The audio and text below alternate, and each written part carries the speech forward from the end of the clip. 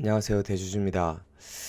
다시 코로나가 이제 확산이 많이 되었고, 서울에도 2단계 조치가 내려졌어요. 저는 지난주에 이미 중요한 망년회도 이제 하고, 하여튼 저희는 뭔가 이제 이번 주나 12월에는 망년회를 못할 것 같은 느낌이 있어서 사실 미리 했고, 평창도 다녀오고, 지난주에는 그동안 좀 미뤘던 친구들 약속도 좀 하고, 그래서 한동안 업로드가 좀 뜸했습니다. 사실 다시 이제 코로나가 굉장히 확산이 되어서 뭔가 이제 12월의 연말 분위기는 물 건너간 게 아닌가 이런 생각도 좀 들고요. 오늘은 이제 제가 뭘 할 거냐면 한번 이제 계속 하려고 준비를 했었는데 오늘 이제 됐습니다. 그 PR이라고 아시죠? PR, 퍼라고. 그러니까 그 지금 그러니까 가치 평가, 주식을 평가하고 적정 주가를 구하고 또 기업을 분석하는 기본적 분석에서 가장 많이 쓰이고 기본적 분석을 공부하시는 분들이 처음에 가장 많이 접하게 되는 게 이게 PER, 주가 수익 비율, 퍼라고 하는 것 같습니다. 그 아시죠? 네. 근데 이제 주식을 이제 공부를 막 하시는 분들이 기본적 분석이 좀 어려워하시고 특히 좀 여성분들이 좀 어려워하세요. 왜냐면 이 숫자에는 아무래도 남성분보다는 여성분이 조금 약하신 면이 있어요. 근데 이제 그것 좀 한편 이해 안 되는 게 있어요. 왜냐면 재무 관리나 자산 관리 쪽을 보면 여성분들이 훨씬 셈도 빠르고 어디 이제 그 식당에서 밥 먹고 서로 이제 그 더치페이 할 때도 100원 단위까지 이 머릿속으로 계산이 굉장히 빠르거든요.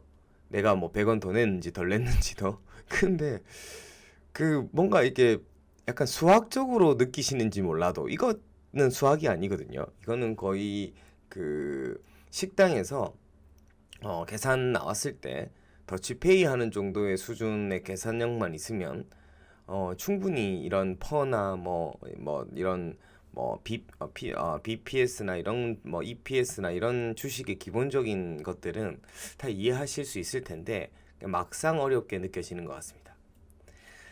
이 퍼를 얘기하기 전에 하나 말씀드릴 게 뭐냐면 기업을 추구하는 데 있어서 우리는 인생을 살아가는 데 있어서 목적이 뭘까요? 거국적인 공통의 목적. 그냥 잘 먹고 잘 사는 뭐 이런 건가요? 어쨌든 사람은 뭐 각자 살아가는 나름의 삶의 이유가 있겠지만 기업은 모든 기업은 그 추구하는 목표가 하나입니다. 기업은 이문을 남기는 것이 기업의 목적입니다. 그러니까 기업을 만들어 놓고 이익을 남기는, 그러니까 기업이 이익을 추구하지 않는다면 그거는 기업의 성격이 아닙니다. 그래서 모든 기업은 전략적으로 뭐 지금은 뭐 우리는 연구 개발만 할래 하는 지금 당장 이게 관심이 없던 지금 당장 뭐 부동산 뭐 돈 벌어서 다 부동산 사서 나중에 부동산이 올라서 돈을 벌래 하던 어쨌든 기업이라는 것은 이익을 추구하는 경제 하나의 그 단위 뭐 이렇게 되는 거죠. 그래서 그런 의미에서 가장 중요한 게 이 PER입니다. PER. 잠깐 이제 이 PER을 계산하는 그 방법을 뭐 잠깐 이제 뭐 보겠습니다. 잠시만요. 네이버에 한번 쳐볼게요. PER이 이제 뭔가.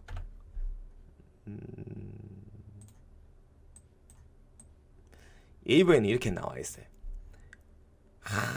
물건을 살 때 값을 얼마야 줘야 하는 건지 판단 기준이 수없이 얼마나 절실한가, 이 물건이 유용한가. 왜 이렇게 써놨을까요? 두 줄만 읽고 나서 PR 몰라도 돼, 그냥 뭐 차트나 보자 이러고 싶다. 뭔 말이야. 뭔 말이야. 잠깐 있으면 이걸 이런 한국어로 주가 수익 비율이라 불리는데 이게 좀 안 돼. 퍼는 주가를 주당 순이익으로 나눈 수치로 계산되며 주가가 한 주당 수익의 몇 배가 되는지 나타난다. 요거는 좀 예를 들어 A 기업의 주가가 66,000원이고 EPS가 12,000원이면 A사의 PER은 5.5배 5.5가 된다. PR이 높다는 것은 주당 순이익에 비해 주가가 높다는 거고, PR이 낮다는 것은 주당 순이익에 비해서 주가가 낮다는 거다. 뭐 이건 나름 뭐 잘 쓰였네. 이게 이제 네이버에서 정의하는 건데 그래도 어렵게 써놨죠. 근데 쉽게 얘기하면 기업이 돈을 벌잖아요. 뭐 시총이 1,000억 되는 기업이든 1조 되는 기업이든. 그래서 제가 예전에 왜 그 기업을 이해하고 파악할 때 시가총액부터 먼저 보라고 하죠. 그 등치가 어느 정도 되는지. 그러니까 그 시가총액이 앞으로 어떤 기업들을 이해하는 데 있어가지고 하나의 그 기준점이 되기 때문에 나중에 기본적 분석들을 좀 이렇게 공부하다 보면 제일 먼저 기업을 먼저 볼 때 시총이 어느 정도야? 누구한테 질문을 또 시총이 어느 정도 볼륨 돼? 이걸 제일 먼저 물어봐요. 왜냐면 그게 머릿속에 기준으로 하나 제일 먼저 써놓는 거예요. 그 다음에 뭐 그럼 1년에 얼마나 벌어? 이러면 이제 저는 머릿속으로 대충 그 퍼가 계산이 되니까 제일 처음에 이제 시가총액을 물어보는 건데, 시가총액 있잖아요, 볼륨이. 근데 그 시가총액이라는 것이 이제 그 주식 수는 예를 들면 같은 시총 1,000억짜리 회사라도 주가는 10,000원짜리가 있고 1,000원짜리가 있을 수 있어요. 발행된 주식 수에 대해서. 요즘 삼성전자 주식 되게 좋죠. 삼성전자가 지금 뭐 얼마입니까? 뭐 6만, 잠시만요. 삼성 주식 한번 봅시다. 삼성 주식 갑자기 정확하게 말씀드려야 되니까. 옛날 보고는 있는데 막상 모르. 그러니까 67,000원이잖아요. 오늘 많이 올라가지고. 이게 지금 여러분들이 삼성전자 주식 예전에 뭐 200만 원 이렇게 하던 거 기억하시는지 모르겠어요. 100만 원, 200만 원 하던 때. 이게 이제 2년 전인가 3년 전인가 50분의 1로 액면 분할을 한 거예요. 그러니까 그때 당시에 막 삼성전자 주식이 250만 원, 60만 원 정도 할 때 삼성전자는 언제 300만 원이 넘냐 마냐 할 때 이제 삼성전자가 이제 거의 3년 됐네요.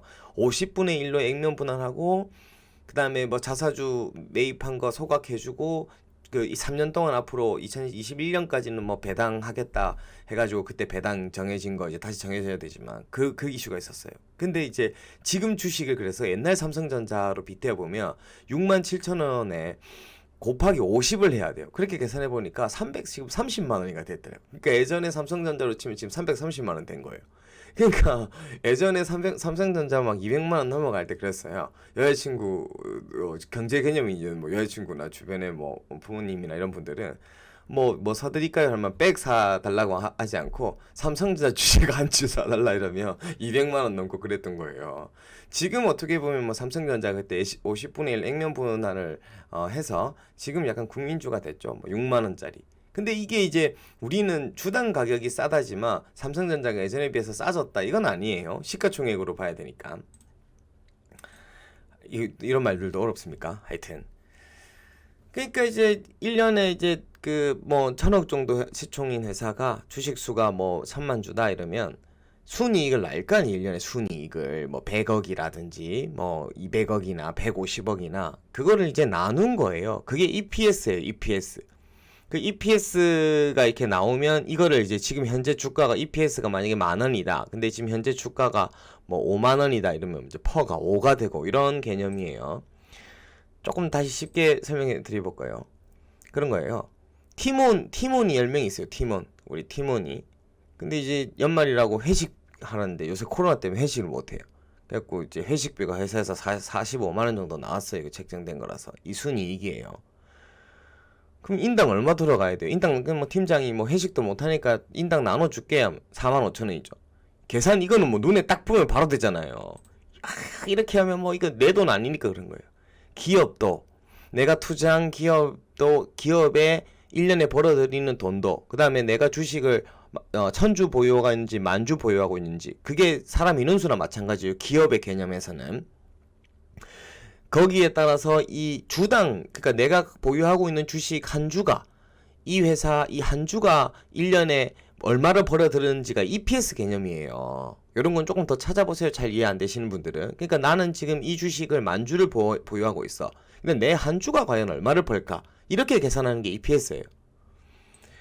요거는 계산이 빠르잖아요. 내 몫이 45,000원인 거 바로 계산되잖아요. 이거 이런 개념이에요. 이 EPS인 거예요. 이게 EPS. 이게 이제 퍼예요, 퍼. 근데 이제 그래서 요즘은 뭐 계속 요새 근데 멀티플 계산하시는 분들 막 멀티플 계산하는 사람들 중에 이 퍼를 영업이익을 갖다가 계산을 이제 해서 이 멀티플 10이다 15다 하시는 분들이 있어요. 근데 엄연히 말하면 퍼는 영업이익을 기준으로 하는 게 아니라 순이익을 기준으로 해야 되는 거예요. 근데 어쨌든 기업은 근데 이제 그 주식 계정에 보면 잠깐 보여드릴게요. 이것도 보고 얘기하시죠. 보세요.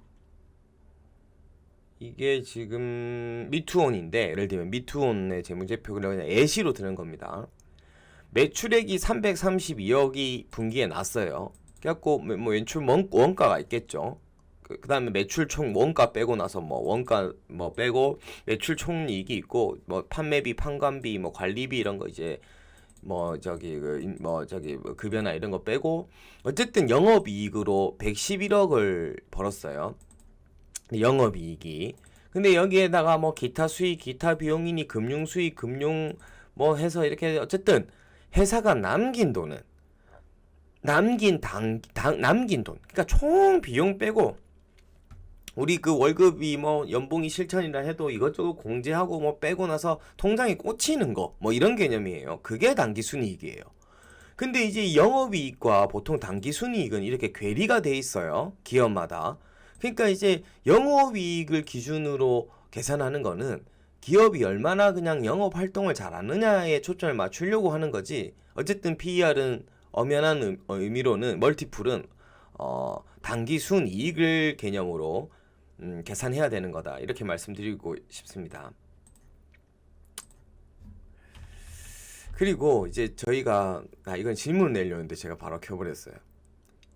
어버이날 제일 받고 싶어하는 부모님 선물 1위가 현금이래요. 현금 다 아시죠? 또 뭐 와이프가 뭐 꽃다발 안 좋아하죠? 현금. 요새 애들도 현금 좋아하고 요즘은 우리는 고등학교 때 막 누구 좋아하고 이러면 그때 막 그 학도 적고 거북이도 적고 막 이렇게 해서 막 너를 생각했어 하면서 막 1000마리 적고 주고 이랬는데 요즘 그렇게 주면 헤어질 거예요. 아마 잘 지내다가도. 퍼를 해석하는 세 가지 포인트가 있어요. 퍼라는 거를 그냥 누가 막 퍼니 멀티플이니 깊은 의미도 잘 사실 이해 못하면서 그냥 뭐 10은 싸니 15는 비싸니 적정 주가는 얼마니 적정 주가라는 게 과연 어디 있어요. 그냥 기준을 잡는 거지 주가의 적정이라는 게 잇따라지는 않습니다. 우리 부동산이나 뭐 이런 것들은 적정이라는 게 그 시점에 있을 수 있지만 어떤 사람의 적정 가격이 얼마냐 정도로 묻는 거랑 마찬가지가 아닌가요? 사람도 물론 그 어떤 시점에 그 사람을 경제적 가치로 평가할 수는 있지만 엄청나게 사람도 내일 모레 뭐 컨디션이나 상황에 따라서 막 바뀌듯이 기업의 적정 주가도 거의 한 인간의 가치를 평가하는 정도의 변수와 유동성이 있지 않을까요? 어쨌든 이 퍼를 그래서 해석하는 세 가지는 뭐냐면 그러니까 퍼는 이익의 잉여금이 회사에 쌓이는 거예요. 퍼는 그러니까 시총 1000억짜리 회사가 매년 어쨌든 막 다 빼고 100억을 남겨요. 100억을 그 회사의 법인 통장에 100억이 꽂히는 거예요. 예를 들면 그러면 회사의 이익의 잉여금이에요. 그러면 이 기업이 퍼로 얘기하면 시총 1000억짜리가 1년에 100억 순이익 남기면 이게 퍼가 10이거든요. 그러면 이 기업이 매년 이 기업의 주가가 지금 10,000원이에요. 그러니까 시가총액이 1000억이고 이 회사의 주식 주가가 지금 10,000원이고 이 회사는 100억을 벌어요. 그렇게 가정을 해보는 거예요. 그러면 매년 이익잉여금이 100억씩 쌓여가요. 10년이면 이 회사 시총에 그대로 하나가 더 생기는 거나 마찬가지인 거죠. 그러니까 기업이 이익잉여금을 쌓아가는 회사들이 이런 회사들은 이제 왜 저평가됐고 장기 투자에 유리하냐 하면 시간이 지날수록 더 저평가되는 거예요. 기업의 이익잉여금이 계속 쌓아가니까. 그리고 중장기로 그러니까 가면서 계속 쌓아지게 되는 개념인 거죠. 진짜 실질적으로도. 그러니까 언젠가는 그런 기업이 지금은 그런 기업이 뭐 약간의 뭐 모멘텀이 부재하거나 수급이 좀 꼬이거나 뭐 섹터에 무관심이 받아서 뭐 눌려 있을 수는 있으나 그 눌림이 기업의 이익 잉여금이 계속 쌓여가면서 그게 쌓인 게 어느 순간 약간의 모멘텀과 약간의 부추김으로 그냥 시세가 폭발하는 거예요. 뭐 삼성전자 이거 맨날 싸다 했지만 결국은 미국의 정치적인 문제가 해결되고 바이든이 더 많은 추경을 뭐 풀겠다라고 하고 미국의 연준도 그런 얘기를 하고 있고 오히려 이제는 두 가지가 된 거예요. 요새 삼성전자 매력 얘기처럼 코로나 백신이 나왔어요. 코로나 어쨌든 잡힐 것 같아. 내년 이제 상반기 쪽 아니면 그러니까 상반기만 지나면 어느 정도는 코로나가 꺾일 것 같은데 그러면 그래봤자 이제 한 6개월 뭐 남았잖아요. 그러니까 이제 더 돈을 막 때려 풀 수 있는 거예요. 근데 그게 아니라 아직 백신이 안 나왔으면 이게 코로나가 내년 말까지 갈지 내후년까지 갈지 모르니까 이 돈을 푸는 속도도 조절해야 되는데 이제 뭐 이 정도 이제 뭔가 그 끝이 보이니까 이제 확 푸는 거죠. 그 유동성이 지금 어디로 가겠어요? 성장주나 막 시장으로 들어오는 거, 아시아 이머징으로 들어오는 거고, 뭐 한국은 생산 시설, 뭐 반도체 사실 삼성전자가 코로나 수혜주기도 하고, 코로나 끝나도 수혜주기도 한데, 왜냐하면 코로나로 인해서 세상은 더 빨리 미래로 가게 됐거든요. 그런 측면에서 뭐 메모리 반도체나 뭐 이런 측면 뭐 삼성이 다 좋으니까요. 그렇습니다. 그러니까 이런 측면에서 예시로 두 가지를 들어드릴 거예요. 보세요. 이제 예시로 두 가지 들어드릴게. 앞에 보인 이제 그 미넨지예요. 미넨지. 그러니까 미넨지 같은 기업은 그래서 기업들을 보면 그게 있어요. 영업이익이 뭐 이번에 뭐 분기에 100억씩 나는데 당기순이익은 예를 들면 뭐 45억 뭐 이렇게 영업이익과 당기순이익의 괴리율이 많은 큰 회사들이 있어요. 아마 보유 종목들 중에서도. 근데 그런 종목들이 영업이익만 가지고 계속 멀티플 계산하면 안 돼요. 그 기업이 어쨌든 여러 가지 지배 기업에 대한 지분율과 여러 가지 비용들이나 금융 비용이나 이런 것들 때문에 아니면 뭐 법인세나 뭐 상각이나 이런 이슈들 때문에 실질적으로 기업이 영업이익으로 영업으로 활동으로 돈을 내는데 영업 외적인 부분에 비용이 많이 나가서 회사에 현금이 안 쌓이는 거예요. 그러면 우리 그 주변에 보듯이 뭔가 돈은 잘 버는 것 같은데 모으는 게 없는 사람인 거예요. 그러니까 실질적으로 잘 나가는 듯이 보이지만 그런 사람들이 그냥 뭐 1, 2년 때는 뭐 잘 나가는 듯이 보이지만 10년 후에는 지금 비록 조금 덜 화려하더라도 돈을 차곡차곡 잘 저축하는 사람이 중장기를 투자하는 종목은 굉장히 이익잉여금이 쌓이는 포인트가 더 유리한 거예요. 단기적으로 영업이익 많이 내는 회사가 뭔가 이제 끼가 있어 보이지만 그래서 중장기 투자의 멀티플 계산할 때는 영업이익률만 가지고 하셔는 안 됩니다. 미투온인데 물론 이 지금 설명할 게 미투온이 약간의 눌려있는 이유 중에 하나일 수 있어요. 332억을 벌고 영업이익을 111억을 버는데 당기순이익은 86억이에요. 당기순이익은 보세요. 그래도 뭐 86억이면 많이 벌죠. 전년도 동기 지난달 84억을 벌고요. 근데 이제 이게 미투온이 여기 보면 총 포괄 지배 기업의 소유주에게 기속되는 지분의 뭐 수익률은 33억이래요. 그 미투온이 미투젠을 인수를 4, 5년 전에 할 때 뭐 미투온이 지금 미투젠보다 덩치가 정말 작은 회사인데 미투온을 이제 인수를 할 때 그 900억, 1000억 정도 되는 인수 자금이 당연히 없었어요. 그래서 일부 돈 뭐 2, 300억만 뭐 계약금 200억, 몇십억만 주고 나머지 돈은 이제 그 한 3년간 나눠서 이제 너네 회사의 가치를 키워가지고 이제 벌어서 주기로 한 거예요. 그러니까 그렇게 미투온과 미투젠의 지분이익으로 벌어서 3년 동안 이제 계속 갚고 그 다음에 그 스톡 옵션 인수 조건에 3, 4년 안에 IPO 시키겠다 해서 이번에 IPO 시켜가지고 미국 홍콩 법인의 기존의 그 대표 임직원들 지분을 엑시트를 좀 해주고 뭐 이런 거예요. 그러니까 그 미투온은 이제는 IPO를 했기 때문에 그 숙제를 마쳤는데 그동안 미투온이 돈을 잘 번다라는 것은 재무적인 부분이었고 현금의 이익 잉여금 개념으로는 회사에 돈이 쌓이지를 못했어요. 이번 IPO 할 때 이제 조금 몇백억 생긴 거죠. 이제 돈이 생긴 거예요. 근데 이제 앞으로는 미투젠의 배당이란 성격으로 또 돈을 받고 지배기업 그러니까 배당이란 성향으로 받은 돈이 이제 이익잉여금으로 축적이 될 텐데 어쨌든 미투온의 재무제표로 화려한 저런 숫자들이 실질적으로 미투온의 이익잉여금으로는 잡히지 않았다고요. 또 다른 사례를 한번 볼게요. 미넨지 같은 회사들인데 그 반면 민엔지 같은 회사는 시가총액이 지금 1900억, 2000억이 안 됐을 거예요. 볼까요? 그러니까 이제 2000억 목전이네요. 1997억인데 여기 보시면 이번에 매출이 연결돼 영업수익이 456억, 이익이 86억 났죠. 그러니까 분기당 지금 70억 한 중간 후반 하다가 이번에 이제 세틀뱅크랑 그 바이오11 때문에 실적이 굉장히 잘 나서 사상 찍었어요. 86억.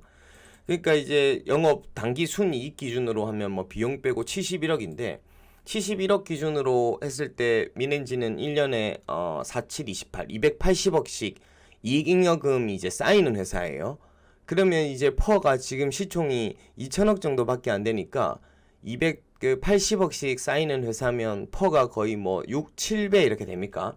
그러니까 실질적으로 요약재무제표에 들어가 보면 현금 및 현금성 자산이 2018년에 950억, 2019년에 940억. 이때 이제 뭐 바이오11에 투자한다고 이제 이 현금을 이제 투자 자산으로 써서 이게 안 됐고, 19년, 20년에는 상대적으로 이제 투자는 이제 어느 정도 이제 뭐 바이오11도 자체적으로 이제 매출이 나오고 세틀뱅크도 상장시켜가지고 뭐 자체 회계 처리가 되니까 이제 이익잉여금이 여기 보세요. 1년 동안 19년에서 2020년 1년 동안 이익잉여금이 회사에 어쨌든 돈이 늘어난 그 현금성 잔산이 늘어난 비중이 400억이죠. 이렇게 이제 민엔지가 앞으로 뭐 새로운 회사를 인수할지 뭐 어쩔지는 모르겠지만 바이오11이나 세틀뱅크가 이제 자체적인 자리를 잡았고 지금 당장 있는 자회사에 돈을 들여서 키울 만한 자회사는 없어요 지금. 그러니까 새롭게 뭐 회사를 인수할 수는 있지만 그 뭐 인수하면 또 인수하는 호재일 거고 인수하지 않는다면 이제 매년 한 280억에서 300억씩 이 현금 및 현금성 자산, 이익잉여금이 이제 늘어나게 되는 거예요. 그러면 지금 만약에 280억씩 늘어난다고 하면 앞으로 한 3년이면 한 뭐 7, 800억 늘어나면 시가총액만큼 현금 및 현금성 자산이 생기는 회사가 되는 거죠. 만약에 그 주가가 안 오르고 있다면.